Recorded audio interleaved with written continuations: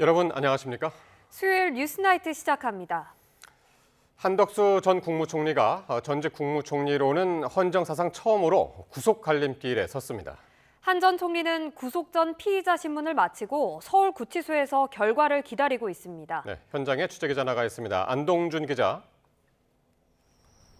네, 서울중앙지방법원입니다. 네, 결과가 궁금한데 일단 구속심사가 끝난 지 시간이 꽤 지났죠? 네, 그렇습니다. 오늘 오후 1시 반에 시작됐던 한덕수 전 국무총리의 구속 전 피의자 신문은 3시간 반여 만에 종료됐습니다. 이 구속신문이 끝난 지는 이제 4시간 반 정도가 지난 상황입니다. 이 법원에서 퇴장한 한 전 총리는 국민에게 할 말이 없느냐는 취재진 질문에 앞서 출석 때와 마찬가지로 아무런 답을 하지 않았습니다. 한 전 총리는 영장 발부 여부가 결정될 때까지 서울구치소에서 대기하게 됩니다. 재판부는 오늘 신문 내용과 양측이 제출한 자료를 종합적으로 고려해 구속 여부를 판단하고 있습니다. 이 구속 여부는 이르면 오늘 밤, 늦으면 내일 새벽 결정될 전망입니다. 네, 오늘 구속 전 피의자 신문은 어떻게 진행됐는지 한 전 총리가 받는 혐의와 함께 짚어주시죠. 네, 특검은 이틀 전 360쪽 분량 의견서를 재판부에 제출한 데 이어 오늘 심사에서는 160쪽에 달하는 PPT를 활용해 총력전을 펼쳤습니다. 이 특검은 한 전 총리에게 내란 우두머리 방조 혐의를 적용했는데요. 한 전 총리가 비상계엄 선포를 방조하고 사실상 도움을 줬다는 점에서 그 혐의가 무겁다고 주장했을 걸로 예상됩니다. 계엄 선포 전 윤 전 대통령에게 국무회의 소집을 건의한 부분도 절차적 정당성을 확보하기 위한 목적인 것으로 특검은 보고 있습니다. 이 특검은 사후 계엄 선포문을 작성하고 폐기하는 과정에 연루된 한 전 총리가 이 계엄 선포를 합법적으로 꾸미려 한 것으로 의심하고 있는데요. 이에 따라 구속심사에서는 허위 공문서 작성 혐의를 통해 이 증거 인멸 우려도 부각했을 걸로 보입니다. 이에 맞서 한 전 총리는 계엄을 방조하지 않았다고 주장하며 혐의를 부인했을 걸로 보이는데요. 헌법재판소가 자신의 탄핵소추안을 기각했던 점을 언급하며 계엄의 정당성을 부여하기 위한 적극적 행위가 없었음을 주장했을 걸로 예상됩니다. 예, 그렇군요. 이제 한 전 총리 구속 여부 오늘 밤 사이 나올 텐데 만약 구속된다면 특검의 관련 수사도 탄력을 받게 되겠죠? 네, 그렇습니다. 최근 특검이 압수수색을 진행한 박성재 전 법무부 장관 등 다른 국무위원에 대한 수사가 속도를 낼 수 있을 걸로 보입니다. 이 박 전 장관은 계엄 당일 윤 전 대통령이 최초로 부른 6명의 국무위원 가운데 한 명인데요. 이 특검은 박 전 장관이 계엄 선포 뒤 이 법무부 간부 회의를 열어 합동수사본부 검사 파견을 검토를 지시한 배경을 수사하고 있습니다. 이 비상계엄 해제 표결 방해 의혹 수사에도 탄력이 붙을 전망입니다. 이 특검이 한 전 총리가 지난해 계엄 선포 뒤 국민의힘 추경호 전 원내대표와 통화한 사실을 확인했는데요. 당시 지도부의 표결 참여 방해 시도가 있었는지 또 한 전 총리나 윤 전 대통령이 관여한 건 아닌지 등을 집중 수사할 전망입니다. 지금까지 서울중앙지방법원에서 YTN 안동준입니다. 한덕수 전 국무총리는 보수와 진보 정권을 가리지 않고 50년 넘게 요직을 맡아 관운의 사나이로 불렸습니다. 비상계엄 사태를 거치면서 대통령 권한대행까지 올랐지만 내란 공범 혐의로 전직 총리로선 처음 구속 수사를 받을 위기에 놓였습니다. 조성우 기자의 보도입니다. 한덕수 전 국무총리는 서울대 재학 중이던 1970년 행정고시에 합격했습니다. 이듬해 대학을 졸업한 뒤 경제관료로 공직에 들어섰습니다. 꼼꼼하고 합리적인 실무 능력으로 행정의 달인으로 불렸습니다. 김대중 정부에서 청와대 경제수석을 지냈고 노무현 정부 땐 국무조정실장, 경제부총리를 거쳐 국무총리까지 올랐습니다. 경제 운영과 주요 국정과제의 마무리를 안정적으로 관리하겠습니다. 이를 통해서 첫째, 우리 경제를 활성화시키고 이명박 정부가 들어서자 주미대사로 발탁돼 한미 FTA 후속 협상을 성공적으로 이끌었습니다. FTA 비준에 대한 국민의 어떤 지지를, 미국 내의 지지를 좀 더 확고하게 하기 위해서 정권 성향을 가리지 않고 중용된 한 전 총리를 세간에선 관운의 사나이라 불렀습니다. 이후로는 공직을 떠났다가 2022년 화려하게 돌아왔습니다. 윤석열 정부 첫 국무총리로 낙점된 겁니다. 영광스러우면서도 매우 무겁고 또 큰 그런 책임을 느낍니다. 극심한 여야 대립 속에 1987년 민주화 이후 가장 오래 재임한 총리로 기록됐습니다. 윤 전 대통령이 비상계엄으로 탄핵 심판대에 섰을 땐 대통령 권한대행을 맡아 권력의 정점에 섰고 오로지 국정을 안정적으로 운영하는 데 온 힘과 노력을 다하겠습니다. 윤 전 대통령이 파면되자 총리직을 던지고 대통령 선거에 도전하기도 했습니다. 하지만 새 정부가 들어서고 내란 혐의 수사가 본격화하자 한 전 총리도 칼끝을 피하지 못했습니다. 윤 전 대통령과 김용현, 이상민 전 장관 등이 구속 기소됐고 특검은 한 전 총리에 대해 내란 방조 혐의 등으로 구속영장을 청구했습니다. 정통 엘리트 관료 출신으로 두 차례나 국무총리를 지낸 한덕수 전 총리. 구속되면 역대 총리 가운데 첫 번째 구속 피의자로 역사에 남는 불명예의 주인공이 됩니다. YTN 조성호입니다. 김건희 특검팀이 이 통일교로부터 돈을 받았다는 의혹을 받는 권성동 국민의힘 의원을 피의자 신분으로 소환했습니다. 권 의원은 통일교로부터 어떤 금품도 받은 적 없다며 결백을 주장했습니다. 우종훈 기자의 보도입니다. 권성동 국민의힘 의원이 김건희 특검팀에 처음 출석했습니다. 특검은 권 의원을 정치자금법 위반 혐의 피의자로 소환했습니다. 권 의원은 지난 2022년 1월 윤영호 전 통일교 세계본부장으로부터 1억 원의 불법 정치자금을 받았다는 의혹을 받고 있습니다. 특검 사무실에 도착한 권성동 의원은 금품을 받은 적 없다며 결백을 주장했습니다. 특검 측이 제기한 각종 의혹에 대해서 저는 결백합니다. 그렇기 때문에 당당합니다. 통일교 관계자로부터 어떠한 금품을 수사한 바가 없습니다.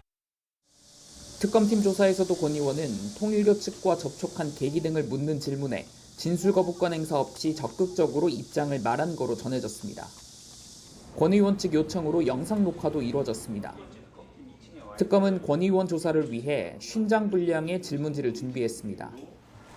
여기엔 전당대회를 앞둔 지난 2023년 통일교인들이 조직적으로 국민의힘에 입당해 권 의원을 당대표로 선출되도록 영향력을 행사했다는 의혹과 통일교 전 간부 윤영호 씨와 건진법사 전성배 씨가 주고받은 문자에서 권 의원이 언급된 거로 알려진 데 대한 질문도 포함됐을 거로 보입니다.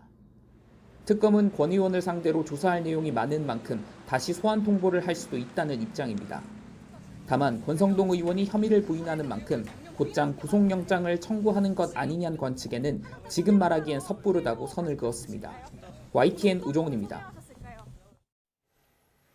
민중기 특검팀이 내일 오전 10시 김건희 씨를 소환해 기소 전 마지막 조사를 진행합니다.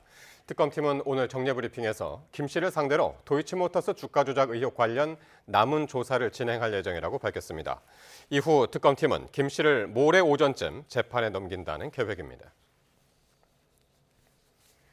김건희 특별검사팀은 도이치모터스 주가 조작 사건과 관련해 구속 상태로 재판에 넘겨진 이일준 삼부토건 회장을 참고인 신분으로 불러 조사하고 있습니다. 특검은 오늘 오후부터 이 회장을 불러 웰바이오텍 주가 조작 의혹과 관련해 따져묻고 있습니다. 이 회장이 최대 주주인 웰바이오텍은 2023년 5월 삼부토건과 함께 폴란드에서 우크라이나 재건 협약을 맺은 뒤 테마주로 분류돼 주가가 급등했습니다. 3대 특검의 수사 대상과 기간 등을 확대하는 내용의 이른바 더 센 특검법이 전국의 핵으로 떠오르고 있습니다. 민주당은 검찰개혁에도 속도를 높이고 있는데 이 신중함을 강조하는 정성호 법무장관을 공개 비판하면서 당정 간 이상기류를 노출했습니다. 보도에 강민경 기자입니다. 장동혁 대표 체제로 호기롭게 출항했지만 국민의힘은 뒤숭숭 분위기입니다. 권성동 의원 소환을 기점으로 특검의 칼날이 이른바 윤핵관, 넓게는 소속 의원 상당수를 향하고 있다는 게 뚜렷해졌기 때문입니다.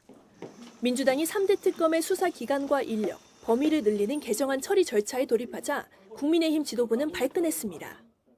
오로지 정치적 선동으로 국민들을 혹세무민하겠다는 이런 것에만 눈이 먼 정치 집단이 바로 민주당이라고 저는 생각을 합니다.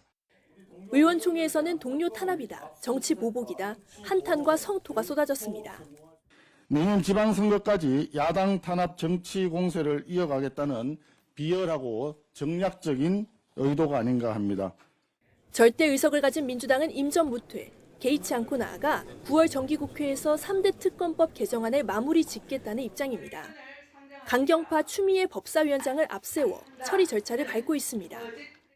민주당은 더 강하고 확실한 특검법으로 내란 수계 윤석열 일당이 유린한 진실과 정의를 바로 세우겠습니다. 민주당의 고민은 오히려 당의 수건 사업인 검찰 개혁입니다.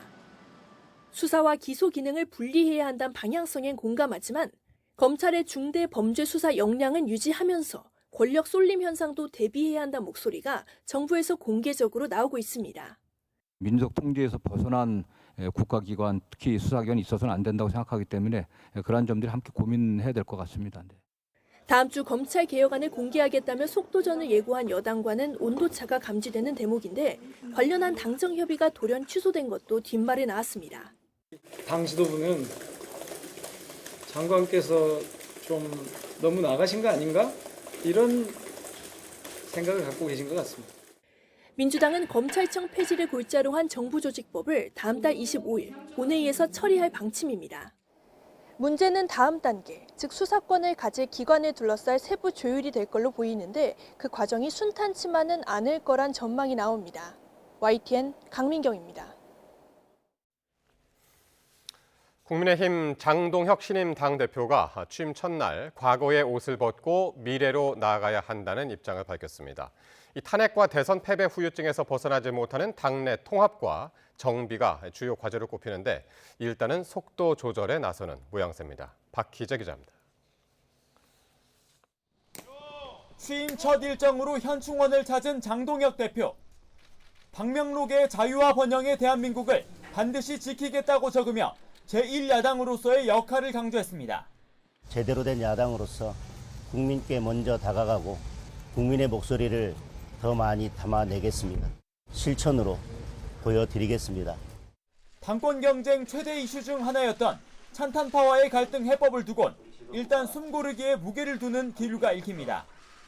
일각에서 거론되는 친한계 분당설 질문에 해야 할 일을 하겠다며 관심이 없다고 충돌을 자제했고 첫 공식 회의에선 한화된 국민의힘, 과거가 아닌 미래를 전면에 내세웠습니다. 이제 전당대회가 끝났습니다. 우리가 과거의 옷을 벗고 미래로 나가야 할 시간입니다. 찬탄 당권주자 조경태 의원이 갈등을 조장하고 분열을 야기한다며 장 대표를 정면 겨냥하기도 했는데 적절한 시점에 결단하겠다고 경고장을 날렸지만 지금은 일일이 대응하지 않겠다고 확전엔 거리를 뒀습니다. 정부 여당과의 관계 설정 역시 주요 과제입니다. 축하 난을 들고 국회로 온 우상호 대통령실 정무수석관은 얼어붙은 전국 상황 속에서도 덕담이 오갔지만 또 입법들에 대해서 국민을 위해서 협조해야 될 사항들이 있다면 협조하겠습니다. 같이 정상회담 결과도 잘 말씀을 드리고 싶다. 이런 초대의 말씀을 전하라고 하셨습니다. 이번 전당대회 결과를 두고 도로 내란당, 윤석열당이라며 깎아내린 민주당에 대해선 구체적인 언급을 하지 않았습니다. 조여오는 특검 수사망과 정부 여당의 대야 압박, 여기에 잡음 없는 단일 대우 정비라는 과제에 직면한 장동혁 지도부. 당 안팎에서 고조되는 전운에 어떤 돌파구를 찾을 수 있을지 관심이 쏠립니다. YTN 박희재입니다. 더불어민주당 정청래 대표가 국민의힘 장동혁 신임 대표를 향해 윤어게인을 주장하는 세력이 지도부에 뽑혔다며 노상원 수첩에 찬성하느냐고 물었습니다. 정 대표는 오늘 SNS에 장 대표에게 5가지 질문을 던진다며 이렇게 적었습니다. 그러면서 윤석열 탄핵과 파면은 잘못이고 비상계엄 내란은 잘된 것이냐면서 특히 수많은 무고한 시민을 살해하려 했던 세력과 과연 대화가 가능하겠냐고 반문했습니다. 국민의힘 추천 몫의 국가인권위원회 위원 2명의 선출안이 국회 본회의에서 부결됐습니다. 국민의힘은 독재라며 국회 일정 보이콧을 선언했지만 민주당은 야당이 야당다워야 한다며 아랑곳하지 않는 모습입니다. 임성재 기자의 보도입니다. 국민의힘이 추천한 국가인권위원 선출안이 부결된 순간 본회의장에선 고성과 삿대질이 오갔습니다.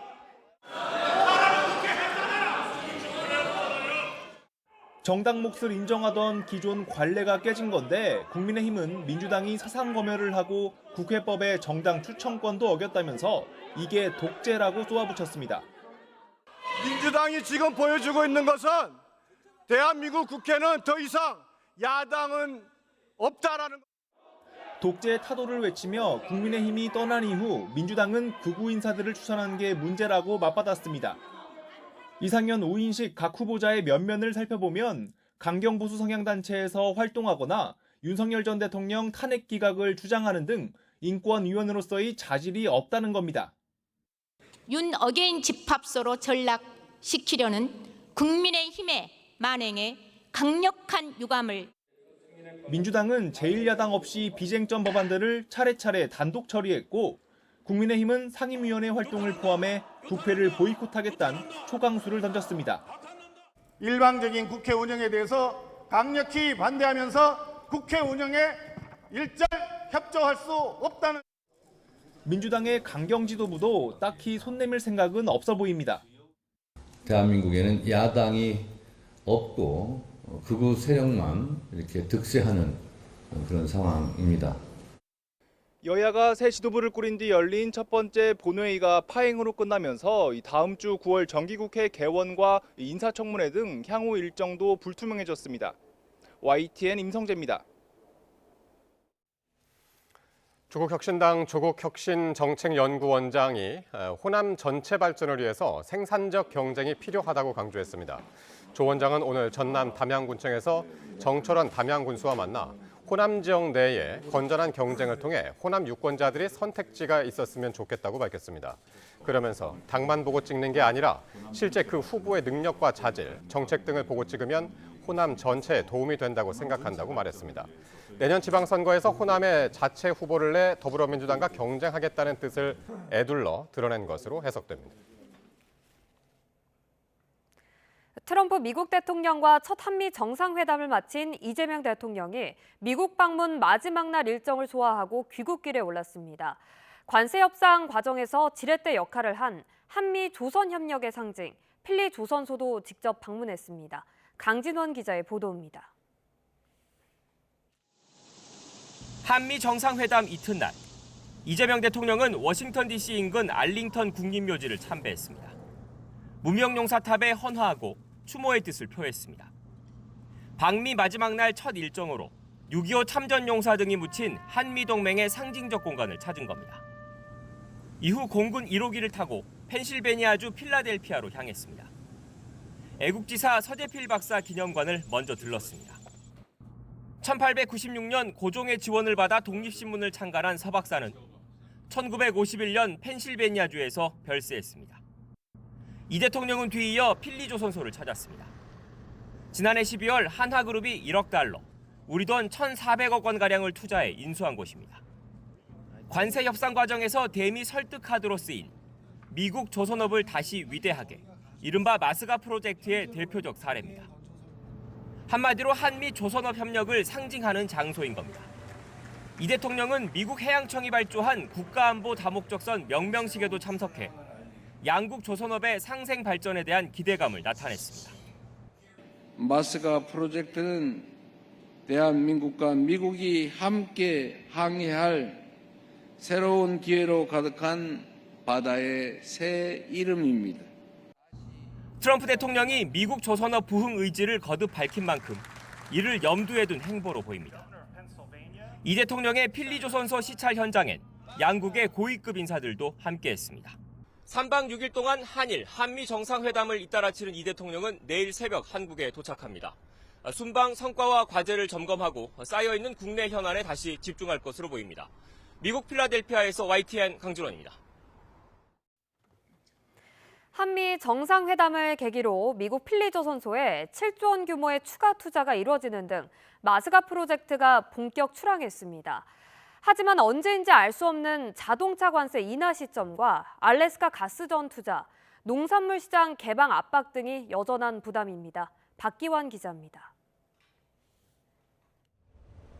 한국의 조선 기술로 미국 땅에서 건조된 스테이트 오브 메이노가 위용을 드러냅니다. 지난해 필리조선소를 인수한 하나오션이 미국 해사청 발주를 받아 건조한 세 번째 다목적 선박입니다. This is just the beginning. Hanwha is committed to being a partner in building the next chapter of American shipbuilding. 한화그룹은 여기에 50억 달러, 우리 돈 7조 원을 더 투자하기로 했습니다.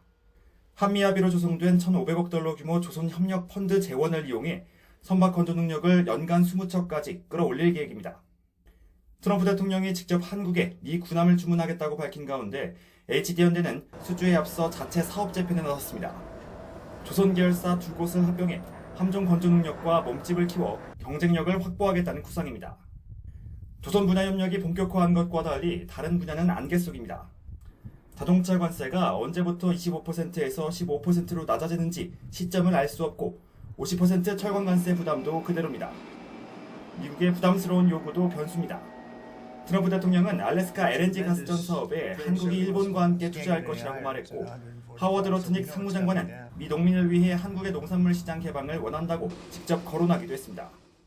한국 상대로 이런 어떤 성과를 얻어냈다. 아직 더 협상의 여지가 남아있다. 이런 것들을 더 이제 미국 국민들이나 이런 부분들에 더 보여주기 위해서 그런 말씀을 좀 하신 게 아닌가 싶습니다. 디지털 기업을 규제하는 나라에 관세를 부과하겠다는 트럼프의 비관세 장벽 압박 수위도 또 다른 불씨로 남아있습니다. YTN 박현입니다. 트럼프 미국 대통령이 주한미군 부지에 대해서 미국이 직접 소유권을 갖고 싶다는 입장을 내놓았습니다. 주한미군과 관련해 토지 소유권 언급이 나온 건 처음인데요. 트럼프의 진짜 속내는 뭘까요? 권영희 기자가 보도합니다. 트럼프 미국 대통령의 소유권 발언은 주한미군 감축을 고려하느냐는 질문에 답하는 과정에서 나왔습니다. And maybe one of the things I'd like to do is ask them to give us ownership of the land where we have the big fort. You know, we spent a lot of money building a fort. 이 발언은 실현 가능성이 거의 없습니다. 대한민국 영토를 미국이 갖겠다는 뜻으로 해석될 수 있는데 영토 주권과 맞물린 민감한 사안으로 외교적 파장을 불러올 수 있습니다. 만에 하나 미국이 주한미군 기지 소유권을 확보하면 각종 세금을 내야 하는데 공짜로 쓰고 있는 미국 입장에선 그럴 이유도 없습니다. 공여하는 것입니다. 쓰도록 이렇게 주는 것인데 그게 뭐 리스는 아닙니다. 우리가 그걸 주고 무슨 지대를 받는 개념은 아니거든요. 트럼프의 이번 발언은 구체적인 계획 없이 단순히 한번 던져본 말에 가까워 보입니다. 그러나 앞으로 미국이 협상 수단으로 다시 꺼낼 가능성이 있습니다. 트럼프는 이미 팔레스타인 가자 지구와 그린란드, 파나마 운하, 캐나다 등에 대한 소유나 병합을 시사했습니다. 미국 우선주의를 내세우며 협상에서 우위를 점하고 지지층을 결집하는 데 유용한 방법입니다. 존 볼턴 전 백악관 국가안보보좌관은 부동산 개발업자 트럼프가 사업의 일환으로 언급했을 거라고 분석합니다. 미군이 용산 기지를 떠나자 부동산 개발업자들이 큰 돈을 벌었다며 미국을 사업체로 활용하는 트럼프가 이런 생각을 했을 거라고 설명합니다. 2만 8천 명에 이르는 주한미군은 평택 험프리스에 사령부를 두고 있으며 평택 기지는 미군의 해외 단일 기지로는 세계에서 가장 큽니다. YTN 권영입니다.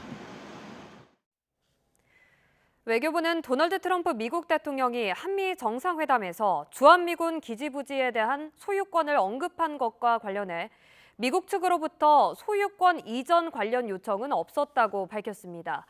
외교부 당국자는 우리 정부는 주한미군의 안정적인 주둔 환경 조성을 위해서 다양한 직간접 지원을 하고 있다며 미군 기지를 위한 무상 토지 공여도 그 일환이라고 설명했습니다. 그러면서 앞으로도 주한미군의 안정적인 주둔 환경 제공 및 개선을 위한 노력을 지속할 예정이라고 강조했습니다. 네, 방금 들어온 속보가 있어서 한 가지 전해드리겠습니다. 윤석열 전 대통령의 불법 계엄 선포를 방조한 혐의를 받는 한덕수 전 국무총리가 구속을 피했습니다.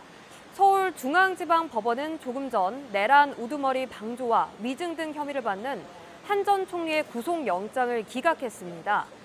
한 전 총리는 국무총리로서 윤 전 대통령의 불법 비상계엄 선포를 막지 못하고 방조한 혐의를 받습니다. 또 계엄이 합법적인 것처럼 꾸미려고 선포 전 국무회의 소집을 건의하고 사후 선포문 작성과 폐기에 관여한 혐의도 받습니다. 이 밖에도 계엄 선포문을 사전에 몰랐다며 헌법재판소에서 위증한 혐의도 영장에 적시됐는데요. 이로써 내란에 가담하거나 방조한 혐의를 받는 다른 국무위원에 대한 수사에도 차질이 불가피할 거란 전망입니다. 들어오는 소식이 있으면 또 전해드리도록 하겠습니다. 네, 다음 뉴스입니다. 안보는 미국, 경제는 중국을 뜻하는 안미 경중 노선을 이제는 취하기 어렵게 됐다는 이재명 대통령의 발언에 중국이 발끈했습니다. 미국의 중국 견제를 따를 수밖에 없다는 뜻으로 받아들이면서 관영 매체를 동원해서 바둑판의 알이 될 거냐며 비난하고 나선 겁니다. 베이징에서 강정규 특파원입니다. 한미 정상회담을 계기로 워싱턴을 찾은 이재명 대통령. 현지 싱크탱크인 전략국제문제연구소 초청 강연에서 이런 질문을 받았습니다. There are some people that say, well, you're going to lean to China on economics, you're going to lean to the United States on security. 이른바 안미 경중론에 대해 이 대통령은 예전엔 가능했지만 지금은 달라졌다고 선을 그었습니다. 공군망 재편이 본격적으로 벌어지고 또 미국의 정책이 명확하게 이제 중국을 견제하는 방향으로 가면서 한국도 과거와 같은 태도를 취할 수는 없는 상태가 됐습니다. 미국의 자국 견제 노선을 따를 수밖에 없다는 취지의 발언에 중국 관영 매체들은 발끈했습니다. 영문지 글로벌 타임스는 전략적 자율성에 대한 근본 질문을 외면한 대답이라고 비난했습니다. 이어 선택의 여지가 없다는 논리가 한국의 국익을 미국의 국제 전략 아래 종속시킨다고 꼬집었습니다. 과거 사드 배치를 거론하며 미국이 한국의 진정한 안보를 가져다 주지 못했다고 주장하기도 했습니다. 그러면서 바둑판의 기사가 될지 바둑 알이 될지 독립적으로 결단하라고 훈수를 뒀습니다. 반면 중국 당국은 원론적인 입장을 되풀이하며 나름 수위를 조절했습니다. 中韩关系发展源于双方共同利益，不针对第三方，也不应受第三方因素的影响。 그러나 시진핑 주석이 방중 특사단을 만나지 않은 건 이 같은 불만의 외교적 표현이란 해석도 나옵니다. 베이징에서 YTN 강정규입니다.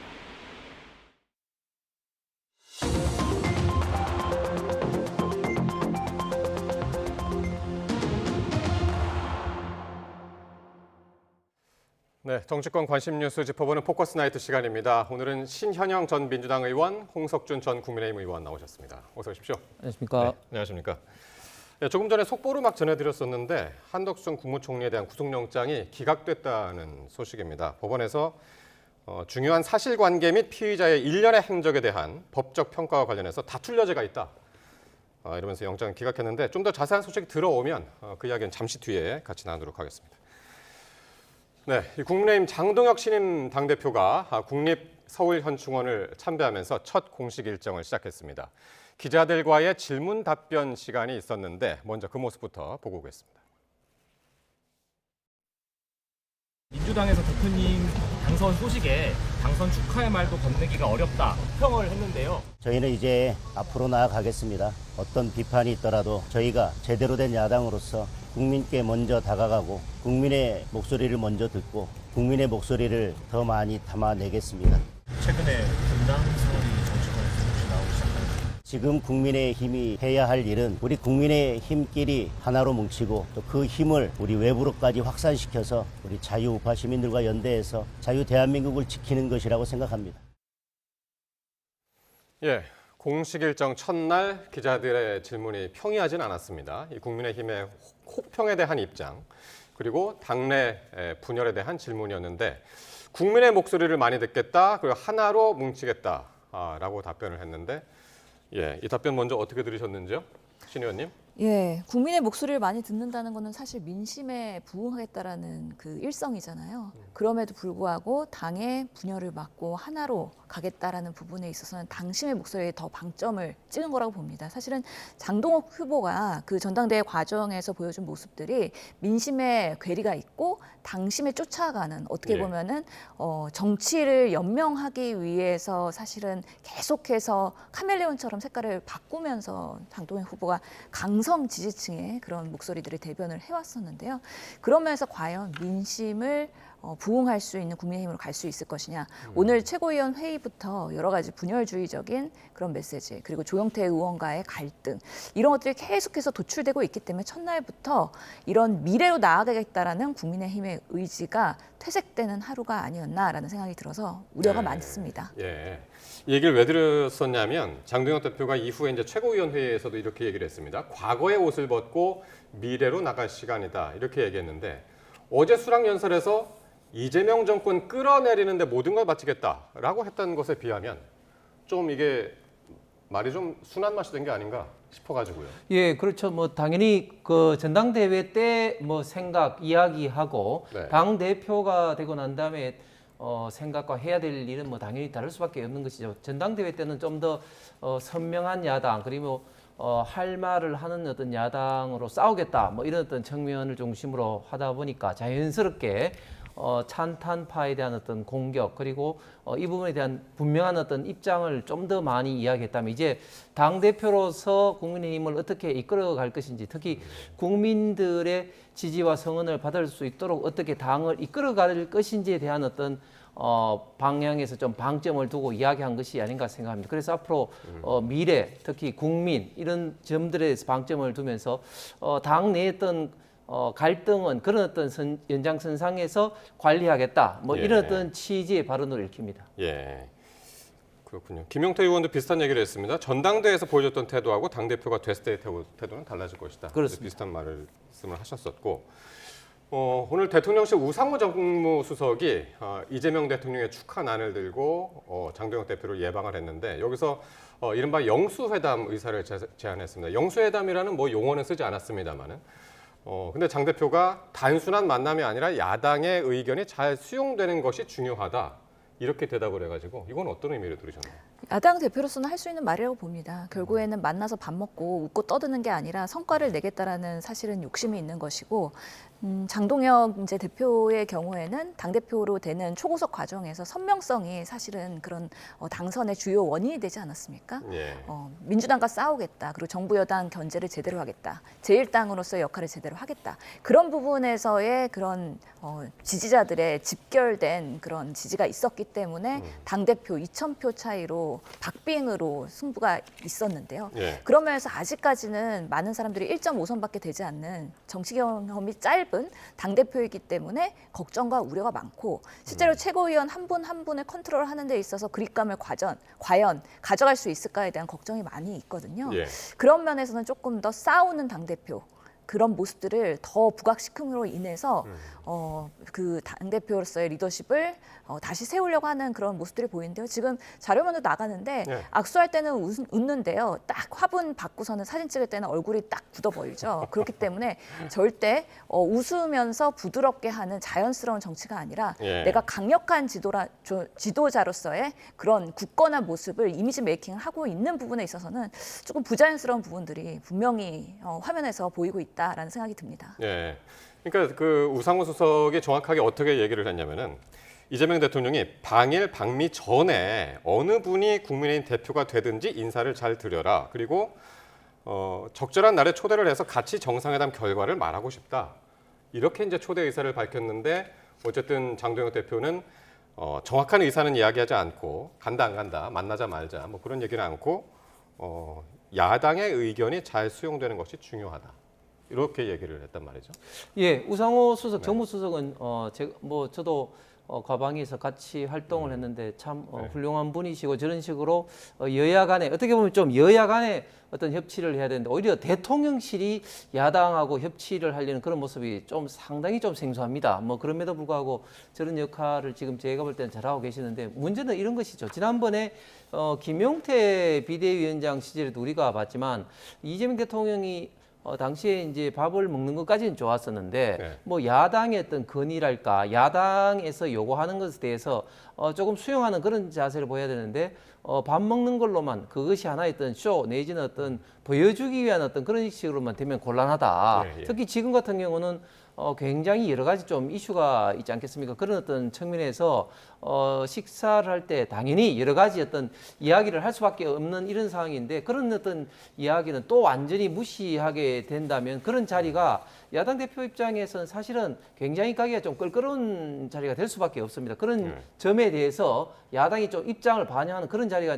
됐으면 좋겠다는 좀 원론적인 이야기를 한 것 같습니다. 근데 식사를 하면서요, 사실은 비서실장과도 송은석 원내대표가 사이가 좋아진 걸로 보입니다. 그렇기 때문에 텔레로 직접 그렇게 소통하면서 눈웃음까지 보내는 그런 사이가 된 거 아니겠습니까? 예. 그렇기 때문에 대통령실은 야당과도 지도부와도 소통을 하면서 여당의 민원 그리고 야당의 민원을 골고루 접목할 수 있는 그런 예. 개혁 과제나 여러 가지 정부의 그런 정책들을 추진하려는 그런 의지가 분명히 돋보이는 것이고요. 예. 야당의 입장에서는 그럼에도 불구하고 본인들이 어느 정도의 성과를 가져와야 되기 때문에 이런 네. 부분에서의 밀당의 그런 거리감을 이제 조절하는 데 있어서 노력을 하지 않을까라는 생각 듭니다. 그러니까요. 사이가 틀어졌을 때 이제 그 사이를 심리적인 차이를 좀 좁힌 다음에 만나는 것도 뭐 중요하지만 일단 만나면 좀 좁혀질 수 있는 뭐 그렇죠. 그런 기능도 있으니까. 그렇기 때문에 만찬과 이런 만남이 매우 중요하다고 보이고요. 윤석열 대통령 시절에 이재명 그 야당 대표가 만나자 그래도 겨우 한 번 만난 거잖아요. 그렇기 때문에 이런 경색이 계속 유지했다. 그런 면에서는 이제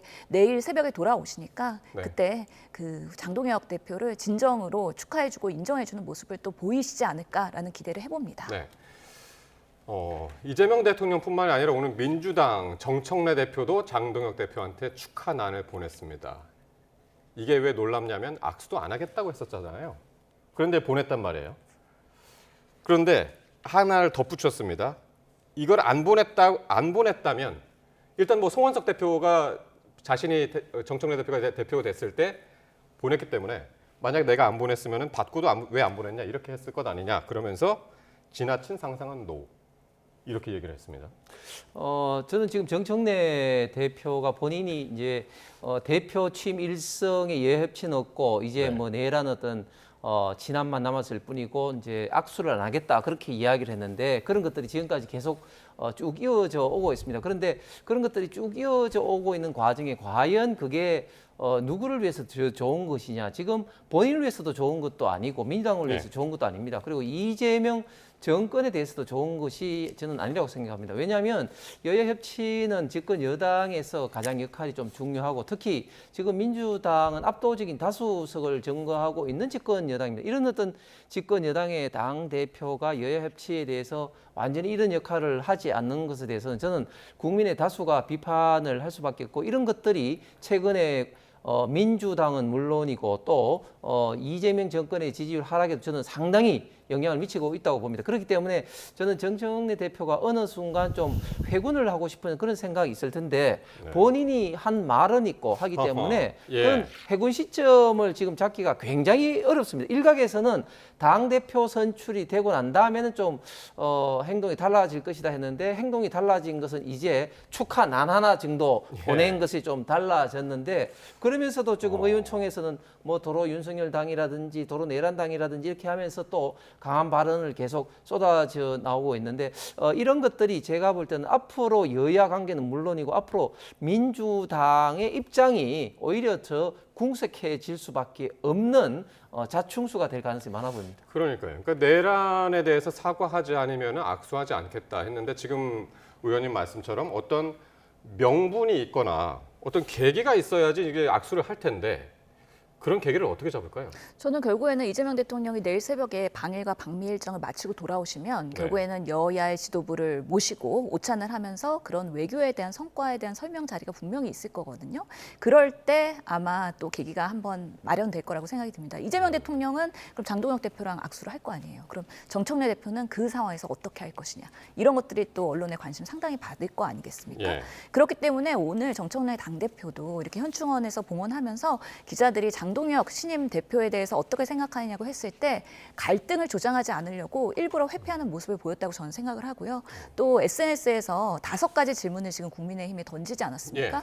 그 부분에 있어서는 결국에는 윤석열이 돌아와서 정신적 지주 역할을 하라는 것이냐라는 국민의힘의 질문, 그리고 윤석열 탄핵도 잘못이고 헌재 파면도 잘못이고 비상계엄의 내란은 잘된 것이라고 주장하는 것이냐, 예. 노상원 수첩은 어떻게 생각하는 것이냐, 그리고 거기에 빼곡히 적혀 있었던 많은 무고한 시민 그리고 정치인들이 정말 사망한다면 죽어야 마땅한 것이냐라는 질문. 그래서 노상원 수첩에 대해서 찬성하느냐, 이런 민감한 부분, 윤 어게인을 외치는 전환길이 지지한 우리 지금 장동혁의 그 네. 대표의 그 체제에 대해서 근본적인 질문을 한 것이거든요. 이런 부분에 대해서 불신이 해소될 수 있다 그러면 정청래 대표도 야당 대표로서를 인정하려는 하나의 나름의 질문이자 제스처라고 저는 생각을 합니다. 그렇기 때문에 예. 이 부분에 대한 진솔한 답변, 그리고 국민의힘이 정말로 국민들의 민심에 이만한 그런 야당이 되기 위해서는 이런 질문들에 대해서 솔직하고 진정 어린 국민의 눈높이에 맞는 답변을 해야 된다. 그렇지 않다면은 지금 김건희 그리고 윤석열을 등에 업고 전환길이 지지하는 장동혁 이 대표의 국민의힘의 당에 대해서 국민들도 심판할 것이고 예. 사실 민주당도 같이 카운터파터로서 협업하는 데 있어서는 매우 어려운 부분이 분명히 이런 갭이 있다는 걸 말씀을 드리고 싶은 것입니다. 그러니까요. 지금 말씀하신 대로 정청래 대표가 장동혁 대표한테 질문 5가지를 던지면서, 그러니까 여기에 대해서 합당한, 그러니까 본인이 느끼기에 합리적인 답변이 나오면 악수를 하겠다, 이런 제스처 같은데. 저희들은 뭐 영원히 악수 안 하는 게 좋을 것 같습니다. 사실은 그런 말 같지도 않은 어떤 질문에 답할 어떤 의무라든지 가치가 전혀 없죠. 아니, 노상원 수첩에 대해서 무슨 이야기를 합니까? 2018년도에 사임한 정보사령관이 수첩에 걸린 어떤 그런 것에 대해서 그게 뭐 무슨 어떤 헌법이라든지 무슨 어떤 법에 의해서 우리가 답변을 해야 되는 그런 가치 있는 그런 이야기들입니까? 그리고 지금 윤석열 전 대통령 등을 자꾸 엎는다, 뭐 전환길 씨 그런 이야기를 하는데, 지금 그런 식으로 이야기를 하는 것은 우리 국민의힘 당은 80만 명뿐만 아니라 지금 예. 우파 보수 진영의 많은 국민들을 완전히 무시하는 오만한 발언입니다. 지금 국민의힘의 당원들과 그리고 국민에 의해서 뽑혀진 당 대표에 대해서 마치 그런 식으로만 이제 폄훼를 하는 것은 정말 잘못된 접근법이다. 그런 식으로 이야기를 하면 정말 예. 영원히 지금 정청래 민주당 대표와는 악수를 안 할 수밖에 없겠다. 아예 악수를 안 하는 게 더 낫겠다는 생각이 듭니다. 근데 이런 무시 전략이요, 통하지가 않아요. 왜냐하면 노상원 정말 공직에 있는 분도 아니었잖아요. 성비로 쫓겨난 사람인데 비화폰 갖고 있었습니다. 그 비화폰 누가 줬겠습니까? 윤석열 대통령 그리고 김용현 국방부 장관이 예. 그쪽으로 이름을 한 거예요. 그렇기 때문에 현직에 있었던 많은 그런 대령들이나 군인들도 롯데리아에 모여서 비굴하게 적고 있고 뭐 볼펜 빌려가지고 그렇게 따라하고 있고 그런 모습들이 다 노출됐잖아요. 그렇다면 그 부분에 있어서 윤석열과 단절하지 못하는 지금의 국민의힘이 그것을 무시하고서는 우리는 그냥 영원히 악수 안 하겠다? 그런 태도로 정치를 한다 그러면 지지율이 더 떨어질 수밖에 없는 것이고요. 악수를 안 하는 것은 지금 정청래 대표가 이야기하는 것이고, 그럼 그런 것은 이야기를 해서는 안 되는 것이고, 지금 노상원 관련된 전 정보사령관 관련된 것은 수사를 받고 있고 재판을 받고 있으면 그걸로 되는 것인데, 거기에 대해서 장동혁 대표가 무슨 이야기를 하는 겁니까? 말이 안 되는 이런 거죠. 윤석열과 김건희를 말이 안 되는 업고 이야기를 자꾸 답변을 하라고 이야기하는 것 자체가 사실 우스운 것이죠. 그렇지 않죠. 전당대회에서 전환길이 상당한 많은 영향력을 미쳤고, 그리고 장동혁도 그걸 인정을 했습니다. 미디어의 영향을 받아서 내가 이렇게 당대표가 됐다는 걸 인정을 했고요. 예. 그리고 오늘만 해도 전환길이 본인이 그냥 당원으로서 활동하겠다 그랬더니 눈물이 난다라고 장동혁이 답변한 거 아니겠습니까? 그렇기 때문에 국민의힘이 과연 이런 윤석열과 단절했느냐, 그렇지 않고 오히려 다시 윤 어게인 하고 있는 거는 명백한 지금의 예. 전당대회 과정에서 보여준 알겠습니다. 사실인데, 이것을 부인한다 그러는 거는 사실과 맞지 않는 이야기죠. 예, 그 정청래 대표가 이제 하실 말씀 많은 걸 알겠는데, 정청래 대표가 제가 두 번 더 네. 참고 있으니까 앞으로 더 시간을 하겠습니다. 워낙 네. 늦은 시간에 이제 SNS에 이런 질문을 올렸기 때문에 과연 장동혁 대표가 여기에 대해서 어떤 답변을 할지 한번 지켜보도록 하겠습니다. 자, 앞서서 이제 국민의힘 최고위 회의에서 장동혁 대표의 이제 순한 발언 이야기했었는데, 이런 게 있었던 것만은 아니고요. 특히 이제 김민수 최고위원의 강성 발언이 쏟아졌었는데, 내부를 향한 총격, 해당 행위를 근절하자, 그러면서 당원 게시판 조사를 반드시 해야 한다라고 했습니다. 어떻게 보면은 장동혁 대표는 굿캅, 김민수 최고위원은 배드캅 이런 역할을 좀 나눈 게 아닌지 어떻게 보고 계신가요? 지금 이번에 최고위원으로 들어가신 분들은 사실은 좀 성격이 굉장히 좀 강하신 분들도 있지만 또 생각이 굉장히 좀 다르신 분들도 굉장히 많이 있습니다. 김문수 지금 최고 같은 경우는 누구보다도 그동안 열심히 좀 싸워왔고 특히 당내 비판에 대해서 당내 어떤 내부 총질에 대해서는 지금까지도 계속 강한 목소리를 좀 내왔습니다. 오늘 최고위원회에서 저런 어떤 이야기를 하는 것은 어떻게 보면 지극히 좀 당연할 수도 있죠. 왜냐하면 국민의힘에 지금 현재 많은 의원들은 물론이고 특히 방송에 나오는 패널들이라든지 이런 어떤 분들의 어떤 이야기를 보면 당론과는 다른 이야기를 하시는 분들이 굉장히 많습니다. 저는 정당의 어떤 자율성이라는 면에서 그것도 존중을 합니다. 그런데 민주당과 좀 대비를 해보면요. 민주당은 당론에서 벗어나는 어떤 의원이라든지 특히 방송 패널이 거의 없습니다.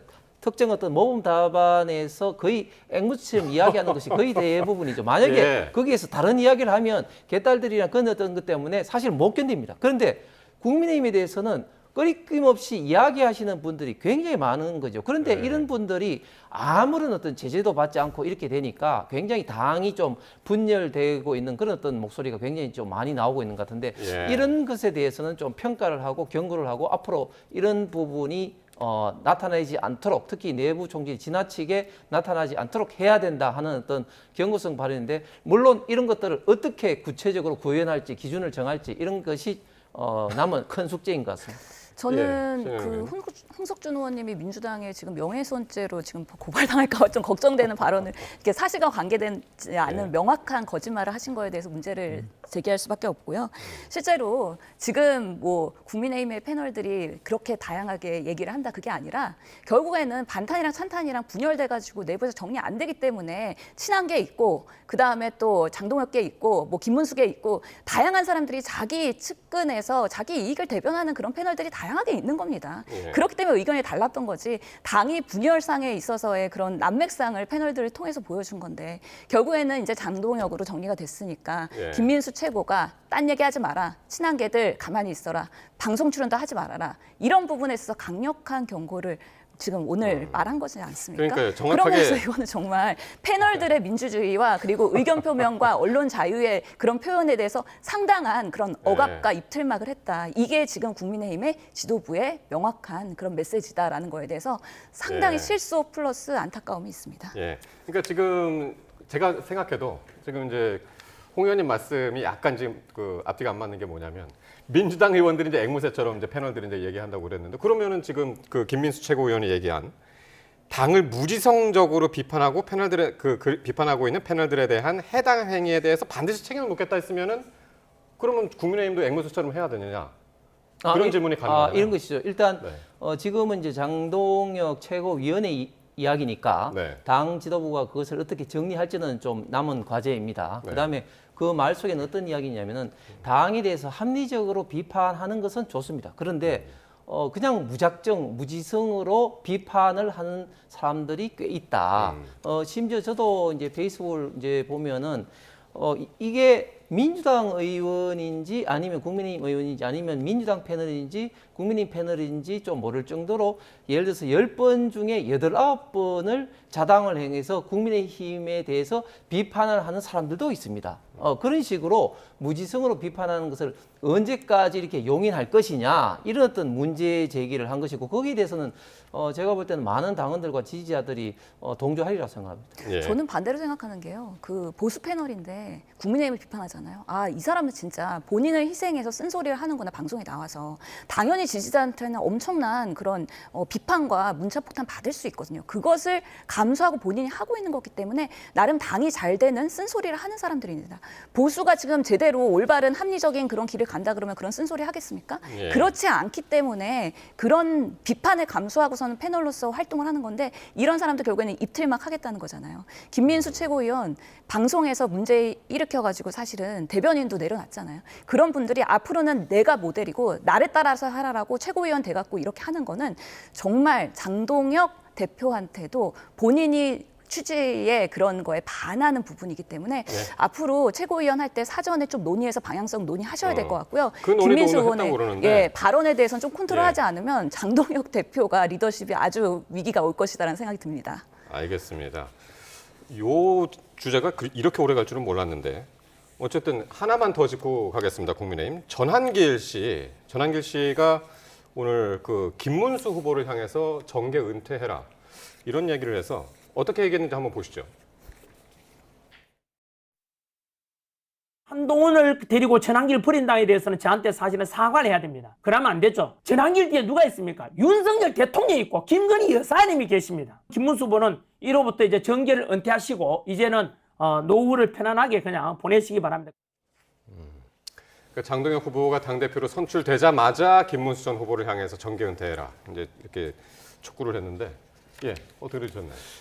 좀 센 발언이죠. 전한길 강사가 저렇게 말한 배경은 김문수 후보가 이제 그 TV 토론에서 한 사람을 공천하면 누구를 공천할 것이냐 이 문제에 대해서 전한길보다는 이제 한동훈을 공천하겠다 이런 어떤 이야기에 대해서 어떤 반발인데 제가 볼 때는 거기에 대해서 뭐 비판을 할 수는 있겠습니다. 그런데 이제 김문수 후보에 대해서 김문수 전 장관에 대해서 사과하고 정계 은퇴해라 좀 이런 발언은 좀 센 것 같고 근데 지금 어쨌든 전한길 강사가 탄핵 정국 이후부터 굉장히 국민의힘의 이제 빅스피커가 된 것이 맞습니다. 그럼에도 불구하고 또 전한길 강사가 지금 뭐 일부에서는 뭐 지명직 최고위원으로 뭐 되는 게 아니냐 그런 이야기도 있습니다만 본인 스스로 나는 이제 외부에서 남아서 올바른 어떤 이야기를 하겠다. 그런 또 이야기도 했습니다.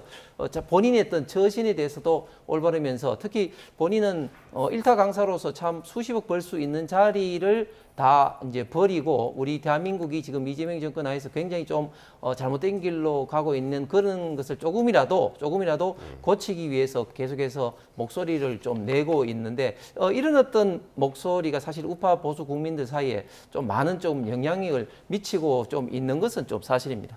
결국에는 돈이에요. 전한길 뉴스TV 유튜브 저렇게 하면은요 구독 좋아요 극렬 지지자들은 계속해서 청취를 하고 언론에서도 계속 회자가 되면서 인플루언서로서 어떻게 보면 장동혁 대표보다 큰 영향력을 지금 국민의힘에서 행사하고 있는 건 사실이다. 이제는 사모님도 못 말리나 봐요. 그 정치하지 말라 그랬다고 하면서 본인이 발목 무졌다고 하는데 이제는 그냥 커밍아웃 한 것 같습니다. 그래서 신 의원님이 보시기에는 어때요? 전한길 씨를 장동혁 대표가 지명직 최고로 임명을 할까요, 안 할까요? 그렇지는 않을 겁니다. 그 장동혁 대표도 대표가 되는 순간 본인이 그래도 민심과 당심을 두루 살펴야 되는 그런 의무가 있고요. 특히나 전한길 씨를 최고위원으로 들어오는 순간 매번 최고위원 할 때마다 전한길 그 최고위원 회의가 될 거거든요. 그러면 마이크와 모든 카메라를 다 전한길한테 뺏기는 겁니다. 그러면서 전한길에 더 권력을 이렇게 부여하는 방식으로의 장동혁 대표가 물러나게 되는 어떻게 보면 끌려가게 되거나 아니면 떠밀려가는 모습을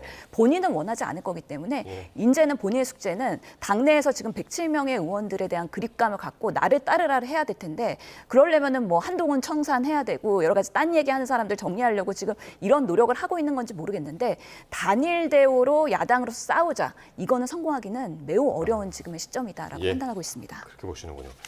자, 그리고 앞서서 짧게 전해드린 것 영장 실질 심사를 마친 한덕수 전 총리가 지금 서울구치소에서 결과를 기다리고 있었는데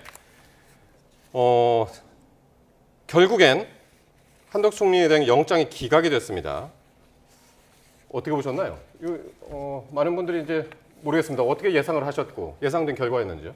예, 저는 구속 영장이 발부될 것 같았습니다. 왜냐하면 지금 최근에 3대 특검의 어떤 광풍 속에서 법 상식적으로 이해할 때는 사실은 구속영장이 발부되기가 어려운 사항들도 최근에 보면은 거의 대부분 다 발부가 됐습니다.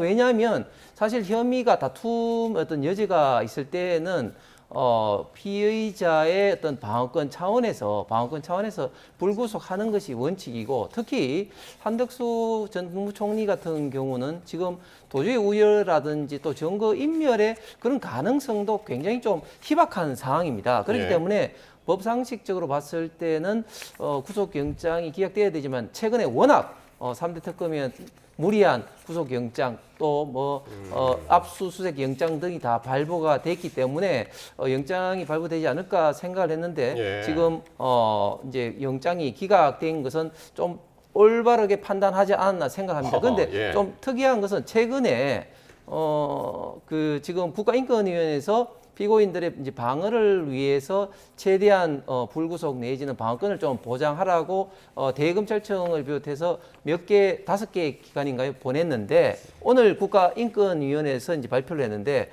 대검찰청을 비롯해서 5개 권력기관에서 최대한 피고인들의 어떤 방어권을 보장하겠다 이렇게 공문이 왔다고 국가인권에서 이제 발표를 했습니다. 앞으로 그런 것들이 앞으로 특검 수사에서도 어떤 영향을 미칠지 한번 두고 봐야 될 것 같습니다. 그러니까요. 그러니까 쟁점이 원래는 이제 증거인멸 우려가 아니겠느냐, 뭐 이런 얘기들이 나왔었는데 오늘 서울중앙지법의 이제 정재욱 영장전담 판사는 중요한 사실관계 및 피의자의 일련의 행적에 대한 법적 평가와 관련해 다툴 여지가 있다. 이렇게 평가를 하면서 기각을 한 거거든요. 네, 실제로 국무위원 중에서 김용현 장관 그리고 이상민 장관은 구속이 됐잖아요. 이상민 장관 같은 경우에 단전 단수를 지시한 정황들이 드러났기 때문에 주요 임무 종사자로서의 내란의 주범으로서의 구속이 된 것이고요. 실제로 한덕수 총리 같은 경우에는 내란 방조 혐의. 그래서 적극적으로 막지 않고 그것을 그냥 방조했다. 이런 부분에 있어서의 위법 행위가 있다는 것들이 몇 가지 정황들이 드러난 것이거든요. 그날의 국무회의가 사실은 전원을 다 부르지도 않았고 11명 정족수가 차니까 곧바로 2분 만에 그냥 끝내버리고 그리고 비상계엄 문건에 대해서도 본인이 뭐 주머니 속에서 나중에 발견했다고 했는데 CCTV에서는 이상민 장관과 같이 보고 있는 이런 부분에 있어서의 비상계엄의 일부 가담하거나 방조를 했다는 부분에 있어서의 문제를 특검에서 지적을 한 것인데 이런 부분에 있어서의 그런 내란의 주요 종사자로서의 적극성은 지금 보이고 있지 않다. 근데 몇 가지 거짓 진술을 하고 실제로 이런 부분에 있어서 위법성이 인정은 될 거기 때문에 오늘의 구속 청구 영장 기각이 사실은 면죄부를 준 건 아니고 이것도 나중에 다 기소되고 재판으로 가면은 위법한 행위로서의 유죄가 나올 부분이긴 한데 구속이라는 건 말 그대로 도주의 우려가 있느냐 그리고 증거 인멸이 추가적으로 발생할 것이냐 그리고 사안이 얼마나 중대한 것이냐라는 면에서는 기존에 구속된 사람보다 는 중대성에 있어서는 조금 더 다툼의 여지가 있는 부분이 분명히 이 사법부에서 평가할 때 고민 사안이었을 거라는 생각이 들어서 아무래도 이번에 기각되면서 특검에서는 조금 더 추가적인 수사를 통해서 증거 인멸이나 이런 위증이나 이런 부분에 있어서 더 피력을 해야 될 필요가 있다. 그래서 추가 영장 청구의 가능성도 지금은 아예 배제한 건 아니지 않을까라는 개인적인 생각도 해봅니다. 저희 포커스 나이트에 이제 그 보수 패널 중에 보수 패널이신 홍석준 의원까지도 예상을 못했던 결과다. 근데 잘된 결과다. 이제 그렇게 말씀하셨습니다만은 잠시 뒤에 이 얘기는 취재기자 연결해서 더 자세히 들어보도록 하겠습니다. 자, 그리고 권성동 의원 오늘 특검에 출석을 했습니다. 아직까지 나갔다는 소식은 없는데 통일교로부터 억대 자금을 받은 혐의를 받는데 이 권 의원 포토라인에서 결백을 주장했습니다. 직접 한번 들어보시겠습니다. 특검 측이 제기한 각종 의혹에 대해서 저는 결백합니다. 그렇기 때문에 당당합니다. 가서 있는 그대로 다 진술하고 반드시 무죄를 받도록 하겠습니다. 네, 권성동 의원 통일교로부터 어떤 금품도 받은 적이 없다. 통일교 접촉 경위 등을 묻는 질문에는 진술 거부권 쓰지 않고 적극적으로 해명하겠다라고 하면서 들어갔습니다. 네네. 권성동 의원 같은 경우는 문재인 정부 때도 사실은 굉장히 탄압을 많이 받고 수사를 많이 받아왔었습니다. 이번에도 사실은 뭐 거의 표적이 되다시피 해서 지금 이제 수사를 받고 있는데 본인이 밝혔듯이 굉장히 좀 당당하게 계속해서 페이스북을 통해서 본인의 어떤 입장, 그 무죄를 계속해서 피력을 해오고 있습니다. 지금 권성동 의원에 관련해서는 정치자금법 위반과 또 건진법사 등으로 인해서 통일교 신자들이 대거 또 그 국민의힘에 들어오지 않은 이런 어떤 의혹을 받고 있는데 특히 이제 그 정치자금에 대해서는 본인도 이야기를 뭐 당당하게 좀 이야기를 했고 그리고 상식적으로 생각할 때 2023년도 당대표 선거를 위해서 통일교 신자들을 대거 건진법사 등을 통해서 입당을 시켰다는 이런 어떤 의혹은 상식적으로 사실 좀 납득되기 힘든 면들이 본인이 당대표 선거에 나가려 하다 결국은 나가지 않았습니다. 출마를 포기를 했었습니다. 그렇죠. 만약에 진짜 그 당대표 선거에 그런 어떤 사전에 당원들을 대거 가입시키는 그런 어떤 준비를 했다면 끝까지 저는 완주를 했을 거라고 봅니다. 이런 저런 이유에 비해서도 지금 권성동 의원 입장은 굉장히 강하게 지금 부정을 하고 있고, 특히 지금 언론 보도에서 계속해서 지금 단독이라고 하면서 특검발로 나오고 있는 여러 가지 이유에 대해서는 일일이 지금 페이스북에서 지금 이제 강하게 지금 반박을 하고 있기 때문에 특검 어떤 소환에서 어떤 수사가 나올지는 모르겠지만 지금 현재까지는 권성동 의원 입장에서는 아주 강하게 지금 입장을 부정하고 있는 상황입니다. 그러니까 지금 전면 부인하면서 자기는 결백하다고 얘기하고 있잖아요. 근데 지금 정황들은 너무 많은 거예요. 예를 들어서 지금 윤 전 본부장 통일교회 그 수첩에서 보면은 1억 아니 큰 거 한 장 서포트.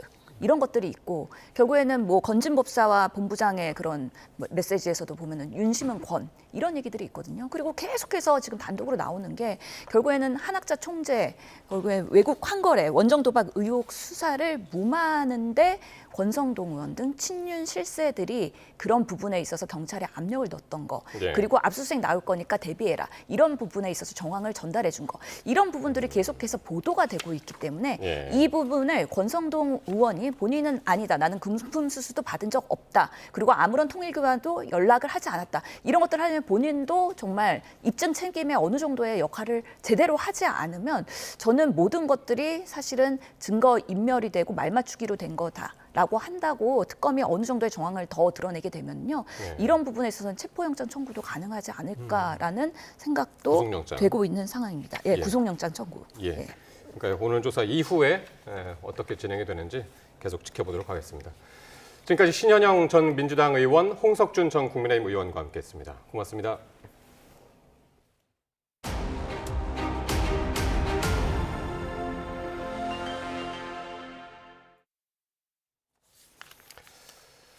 네, 법원이 한덕수 전 국무총리에 대한 구속영장을 기각했습니다. 법원은 중요 사실관계와 행적에 대한 법적 평가에 다툼의 여지가 있다라고 봤는데요. 현장 법조팀 취재기자 연결하겠습니다. 안동준 기자. 네, 서울중앙지방법원입니다. 법원이 영장을 기각했군요. 네, 법원은 조금 전 내란 우두머리 방조 혐의를 받는 한덕수 전 국무총리에 대한 구속영장을 기각했습니다. 이 법원은 먼저 중요한 사실관계와 한 전 총리의 일련의 행적에 대한 법적 평가와 관련해 다툴 여지가 있다고 밝혔습니다. 또 현재까지 확보한 증거와 수사 진행 경과, 현재 지위 등에 비춰 이 방어권 행사 차원을 넘어선 증거 인멸의 우려가 있다고 보기도 어렵다고 판단했습니다. 이와 함께 한 전 총리의 경력, 연령, 또 주거와 가족 관계, 수사 절차에서의 출석 상황과 진술 태도 등을 종합하면 이 도주의 우려가 있다고 보기도 어렵다고 덧붙였습니다. 이로써 한 전 총리는 전직 국무총리로 헌정사상 처음으로 구속되는 불명예를 피하게 됐습니다. 이 특검 입장에서는 윤석열 정부 2인자 신병 확보에 실패하며 일부 수사에 차질이 있을 거란 우려도 나옵니다. 자, 결국 이제 법원이 특검 측의 주장을 받아들이지 않은 건데 오늘 구속 전 피의자 신문은 어떻게 진행이 됐나요? 네, 특검은 이틀 전 360종 분량 의견서를 재판부에 제출한 데 이어 오늘 심사에서는 160쪽에 달하는 PPT를 활용해 총력전을 펼쳤습니다. 이 특검은 한 전 총리에게 내란 우두머리 방조 혐의를 적용했는데요. 한 전 총리가 비상계엄 선포를 방조하고 사실상 도움을 줬다는 점에서 그 혐의가 무겁다고 주장했을 걸로 예상됩니다. 이 특검은 사후 계엄 선포문을 작성하고 폐기하는 과정에 연루된 한 전 총리가 이 계엄 선포를 합법적으로 꾸미려 한 것으로 의심하고 있는데요. 이에 따라 구속심사에서는 허위 공문서 작성 혐의를 통해 증거 인멸 우려도 부각했을 걸로 보입니다. 이에 맞서 한 전 총리는 계엄을 방조하지 않았다고 주장하며 혐의를 부인했을 걸로 보이는데요. 헌법재판소가 자신의 탄핵소추안을 기각했던 점을 언급하며 이 계엄에 정당성을 부여하기 위한 적극적 행위가 없었음을 주장했을 걸로 예상됩니다. 이 구속신문에서 양측의 치열한 법리 다툼이 벌어졌지만 법원은 결국 한 전 총리의 손을 들어줬습니다. 자, 이렇게 한 전 총리 구속영장이 기각되면서 앞으로 특검 수사에도 차질이 좀 예상이 되죠? 네, 특검은 한 전 총리 신병을 확보한 뒤 박성재 전 법무부 장관 등 다른 국무위원에 대한 수사에 속도를 낼 계획이었습니다. 박 전 장관은 계엄 당일 윤 전 대통령이 최초로 부른 6명의 국무위원 가운데 한 명인데요. 이 특검은 박 전 장관이 계엄 선포 뒤 법무부 간부회의를 열어 합동수사본부에 검사 파견 검토를 지시한 배경을 수사하고 있었습니다. 이 비상계엄 해제 표결 방해 의혹 수사에도 일부 차질이 있을 걸로 보이는데요. 이 특검이 한 전 총리가 지난해 계엄 선포 뒤 국민의힘 추경호 전 원내대표와 통화한 사실을 확인했습니다. 이를 통해 당시 지도부 차원의 표결 참여 방해 시도가 있었는지 집중 수사할 전망이었지만 영장이 기각된 만큼 특검도 속도 조절에 나설 걸로 보입니다. 지금까지 서울중앙지방법원에서 YTN 안동줄입니다. 더불어민주당은 법원이 한덕수 전 국무총리에 대한 구속영장을 기각한 것에 대해 납득할 수 없는 결정이라며 강력한 유감을 표한다고 강조했습니다. 박수현 수석대변인은 오늘 서면 브리핑에서 한 전 총리가 받는 혐의는 내란 방조와 계엄 가담, 허위 공문서 작성, 위증 등 6개로 가벼운 것이 하나도 없다면서 이같이 밝혔습니다. 심지어 한 전 총리는 허위 계엄 선포 문건의 폐기를 지시하는 등 증거를 적극적으로 없애려 한 의혹까지 있다며 법원의 영장 기각은 내란 세력과 국민에게 명백히 잘못된 신호를 주는 거라고 지적했습니다. 이어 특검은 기각된 영장을 넘어 더 철저하고 엄정한 수사로 한 전 총리를 둘러싼 의혹을 낱낱이 밝혀내달라고 당부했습니다.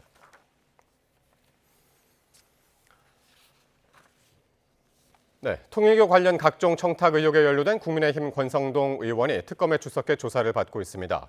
김건희 특검팀은 오늘 오전 10시쯤부터 권 의원을 정치자금법 위반 혐의 피의자 신분으로 조사하고 있습니다. 권 의원은 출석 전 기자들과 만나 각종 의혹에 대해 모두 결백하다며 있는 그대로 다 진술해 반드시 무죄를 받아내겠다고 말했습니다.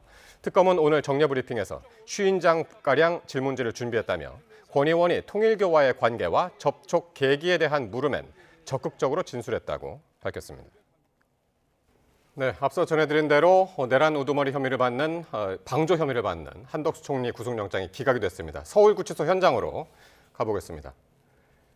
예, 조금 전에 구속영장이 기각이 됐고요. 한 전 총리 지금 서울구치소에서 나오는 모습입니다.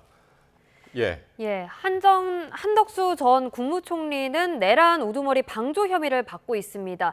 혐의는 총 6가지였는데 서울중앙지법은 지금 기각을 많은 결정했습니다. 기자들이 지금 한 전 총리를 취재하기 위해서 몰려들고 있고요. 상당히 지금 혼란스러운 상황이기 때문에 아무런 답변을 하지 않고 차 안으로 탑승했습니다. 네.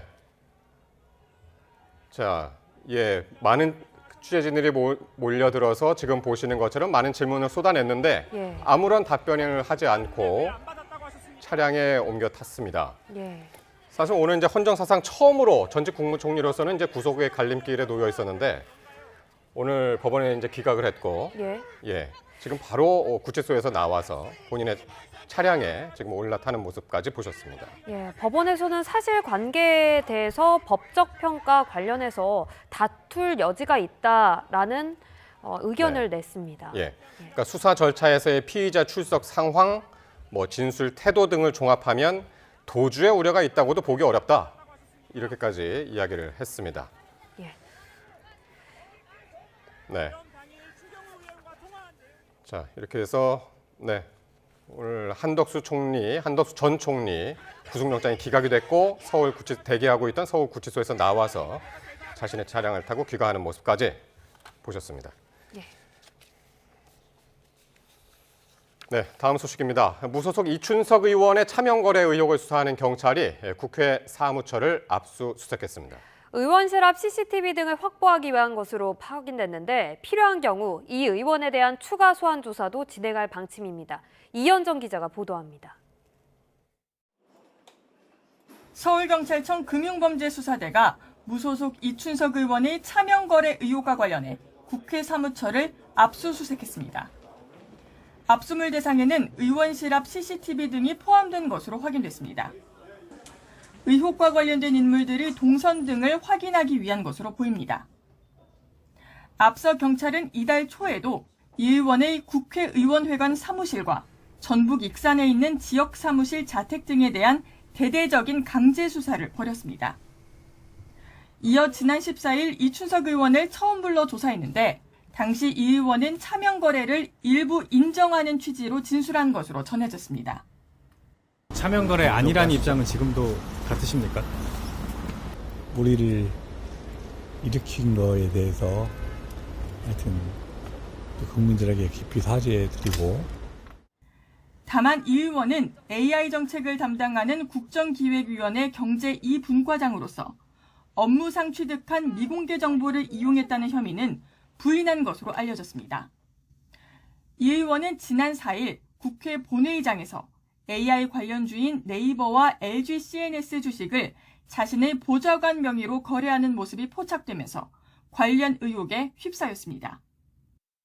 이뿐만 아니라 해당 계좌의 실질적인 소유주가 이 의원으로 밝혀질 경우 재산을 축소 신고한 것이 돼 공직자윤리법 위반 소지가 있다는 지적까지 제기됐습니다. 경찰은 변호사와 회계사가 포함된 전담 수사팀을 구성하고 2, 3일 만에 압수수색에 나서는 등 수사에 속도를 내고 있습니다. 피의자 진술과 압수물 분석을 바탕으로 혐의 규명에 집중하고 있는데 필요한 경우 이 의원을 추가로 소환해 조사할 방침입니다. YTN 이현정입니다. 서울경찰청 공공범죄수사대는 오늘 이준석 개혁신당 대표를 위한 여론조사 비용을 대납했다는 의혹을 받는 정치지망생 배모 씨를 피의자 신분으로 소환했습니다. 배 씨는 2021년 국민의힘 대표 경선 당시 이 대표에게 여론조사 비용을 제공해 정치자금법 위반 혐의 등을 받고 있습니다. 배 씨는 당시 고령군수 출마를 준비했지만 공천에서 탈락한 것으로 전해졌습니다.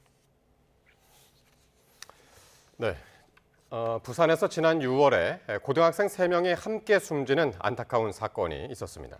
부산시 교육청의 특별 감사 결과 학내에서 불법 개인 지도가 이루어지고 교장은 특정 학원과 결탁하는 등 이른바 입시 카르텔이 확인됐습니다. 김종호 기자가 보도합니다.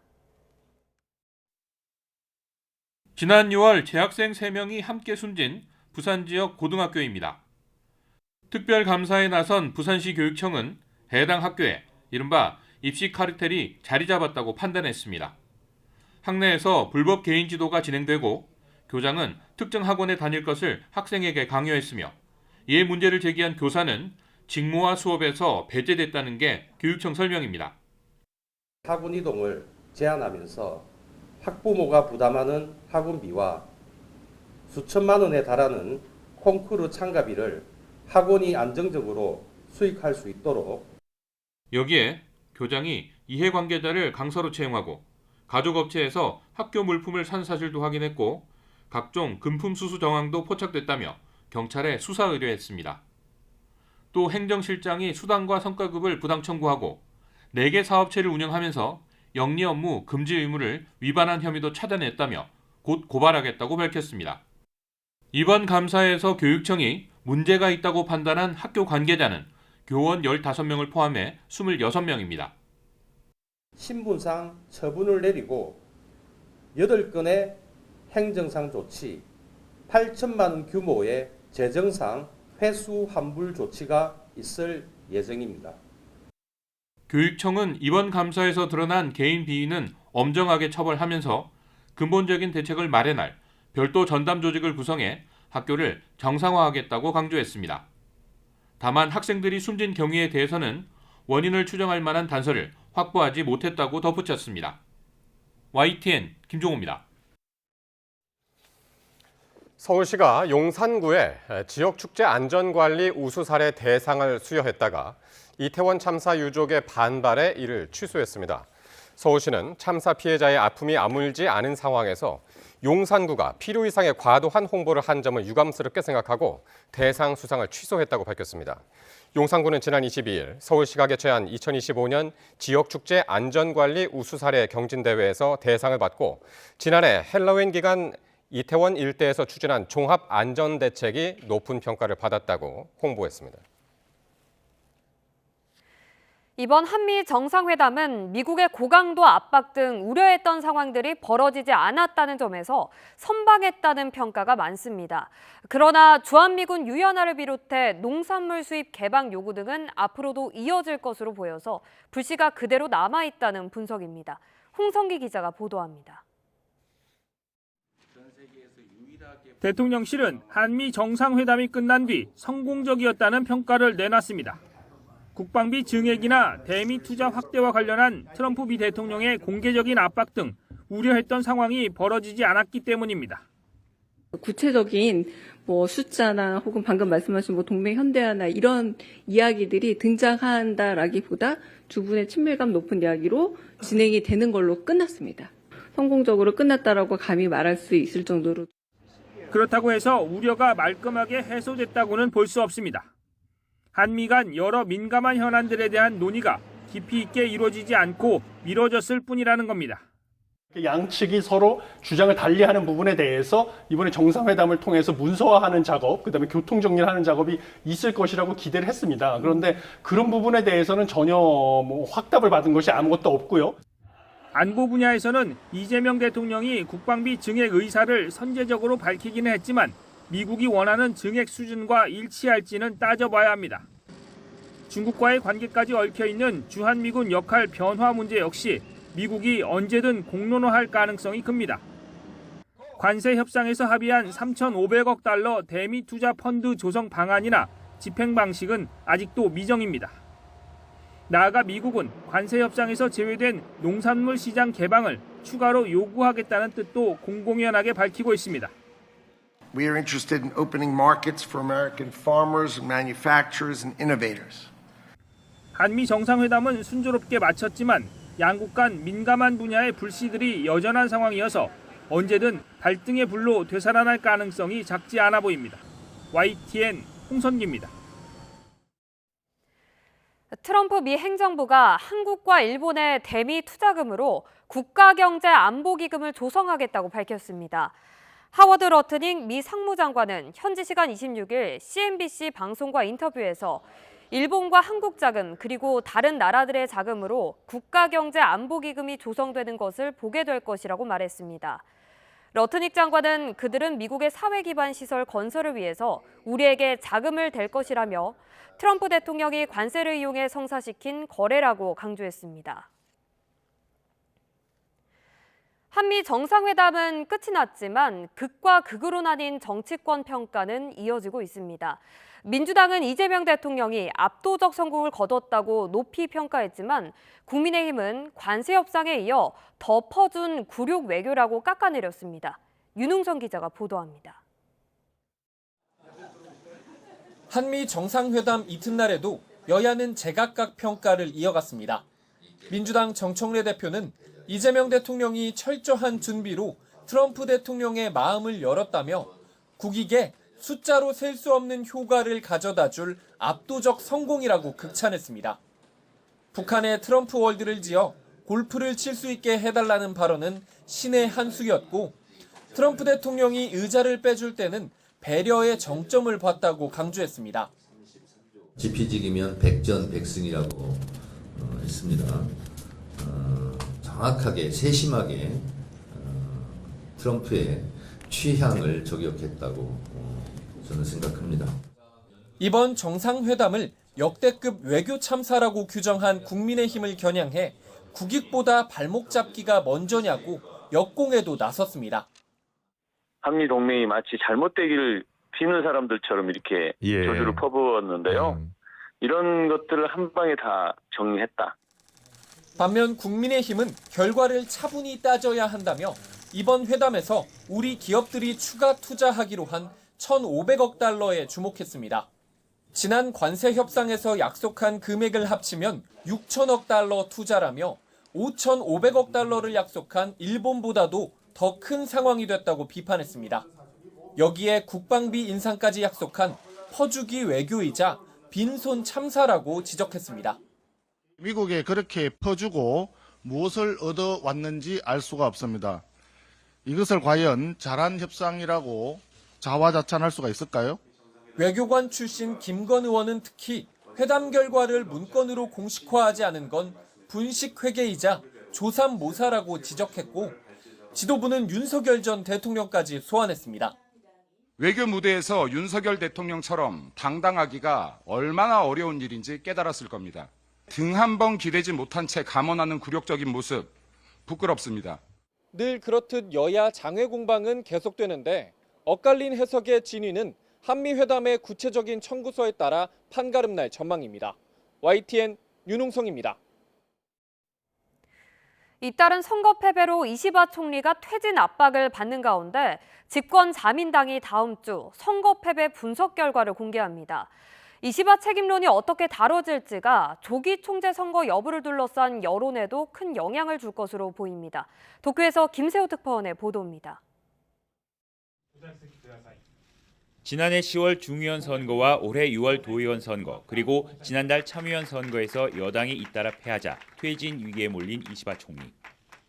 자민당은 7월 참의원 선거 패배 원인을 분석해 다음 달 2일 결과를 내놓습니다. 9月2日火曜日をめどに両院議員総会を開催する方向で両院議員会長と調整をしたいと考えて 이시바 총리의 책임이 얼마나 거론되느냐가 거취를 둘러싼 여론에 영향을 줄 전망입니다. 자민당 안팎에서는 아베파 의원들이 연루된 정치자금 스캔들도 선거 패배의 주요 원인이라는 지적이 만만치 않습니다. 일반 유권자를 대상으로 한 여론조사에서 이시바 총리 사퇴에 반대하는 목소리가 높은 것도 이런 지적이 반영된 것으로 보입니다. 자민당 총재선거관리위원회는 선거 패인 분석 보고 이후 조기 총재 선거 찬반을 묻는 절차에 들어갈 전망입니다. 이시바 지지파 일부는 총리가 중의원을 해산하고 총선을 치러 국민의 평가를 받자고 주장하면서 당내 갈등이 확산하고 있습니다. 야당은 집권 자민당 내부 혼란 때문에 국정 차질이 우려된다며 연일 비판을 이어가고 있습니다.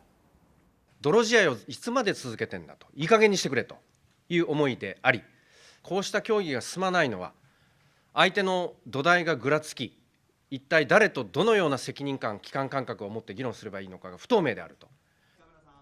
조기 총재 선거가 실시될 경우 이시바 총리도 출마할 수는 있지만 현재 상황에서 당선될 가능성이 낮다는 데 무게가 실리고 있습니다. 일본 집권 여당의 혼동 속에 한일 관계에 공을 들이고 있는 이시바 총리의 거취는 다음 주 이후 어느 정도 윤곽을 가늠할 수 있을 것으로 보입니다. 도쿄에서 YTN 김세호입니다.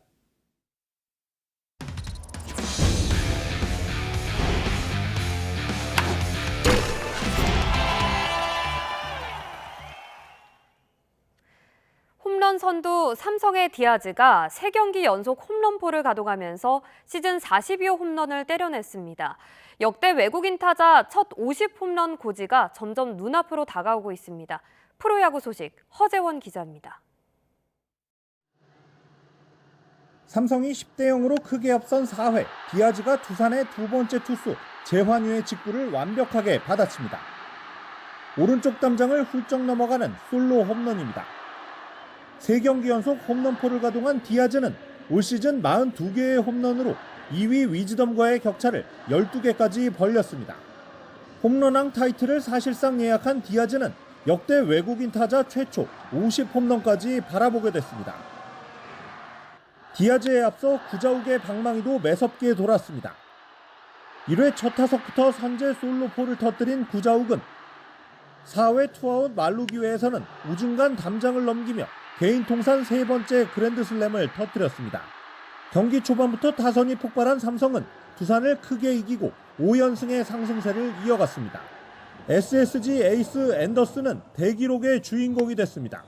기아를 상대로 삼진 8개를 추가한 앤더슨은 올 시즌 139이닝 만에 200개의 삼진을 잡아내 한화 폰세가 세웠던 역대 최소 이닝 200탈삼진 기록을 다시 썼습니다. 한화 문동주는 6회까지 자책점 없이 1실점 호투를 펼쳐 프로 데뷔 후 3년 만에 10승 고지를 밟았고 한화는 최하위 키움을 꺾고 4연승을 달렸습니다. YTN 허재원입니다.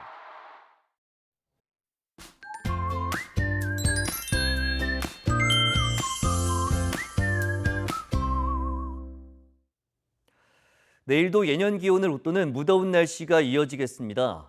남부에 이어 다시 중서부 지역으로도 폭염특보가 확대된 가운데 우선 밤사이 서울 등 일부 지역에서는 25도 이상을 유지하며 열대야가 나타나겠고 다른 지역에서도 체감온도가 25도 이상으로 열대야 수준의 밤더위를 보이는 곳이 많겠습니다. 한낮에는 서울 32도, 광주 33도, 대구 33도까지 오르는 등 33도 안팎의 더위가 기승을 부리겠습니다. 하늘에는 대체로 구름만 간간히 지나겠습니다. 다만 낮 동안 전국적으로 자외선이 강하겠고 수도권과 충남, 제주도에는 대기 불안정으로 오후 한때 돌풍과 벼락을 동반한 소나기가 지나는 곳이 있겠습니다. 주 후반에도 중북부를 중심으로 소나기가 오겠고 휴일 저녁까지는 서쪽 지역을 중심으로 소나기가, 밤부터는 점차 전국에 비가 내리겠습니다. 또 다음 주부터 본격적으로 가을이 시작되지만 무더운 날씨는 계속될 전망입니다. 날씨 정보였습니다. 수요일 뉴스나이트 마치겠습니다. 시청해주신 여러분 고맙습니다.